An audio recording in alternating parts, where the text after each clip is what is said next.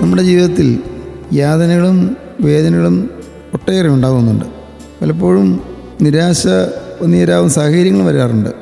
പ്രത്യാശ നഷ്ടപ്പെട്ട് തളർന്ന് അവശരായിരിക്കുന്ന സമയങ്ങളും ചിലപ്പോൾ നമുക്ക് വരാറുണ്ട്. എന്നാൽ ഫാർമേഴ്സ് അൽമനാക് പറയുന്നു, people are a lot like tea bags, they don't know their strength until they got into hot water. മനുഷ്യരെല്ലാവരും ചായപ്പൊടിയുള്ള സഞ്ചി പോലെയാണ്. അവരുടെ ശക്തി അവരിതിനറിയുന്നില്ല.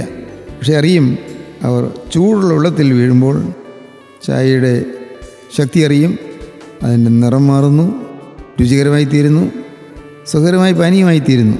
നമ്മുടെ ജീവിതവും ചൂടേറിയ അനുഭവങ്ങളിലൂടെ പോകുമ്പോഴാണ് നാം പ്രയോജനപ്രദമായ അനുഭവത്തിലേക്ക് എത്തിച്ചേരുന്നത്. ചുട്ടുപഴുത്ത അനുഭവങ്ങളുള്ള ആളുകളുണ്ട്. ഇനി മുന്നോട്ടൊരു ഗതിയുമില്ലെന്നോർത്ത് വിഷമിക്കുന്ന ആളുകളുണ്ട്.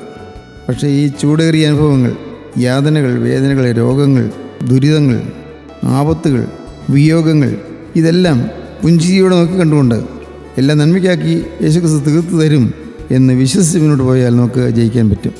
സെൻറ്റ് പോൾ പറയുകയാണ്, ദൈവത്തെ സ്നേഹിക്കുന്നവർക്ക് നന്മ പറയാൻ വിളിക്കപ്പെട്ടവർക്ക് തന്നെ സകലവും നന്മയ്ക്കായി കൂടി വ്യാപരിക്കുന്നു എന്ന് നാം അറിയുന്നു. ദൈവത്തെ സ്നേഹിക്കുന്നവർക്ക് നന്മ പറയാൻ വിളിക്കപ്പെട്ടവർക്ക് അവർക്കാണ് ഈ ഭാഗ്യം.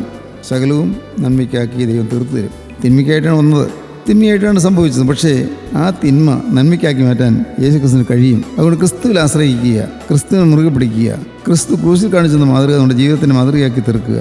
ഒരു പുതിയ ജീവിതം നയിക്കുക, ഒരു പുതിയ ലോകം കെട്ടിപ്പടുക്കുക. അതിന് സർവശക്തനായ ദൈവം നമ്മെ സഹായിക്കട്ടെ.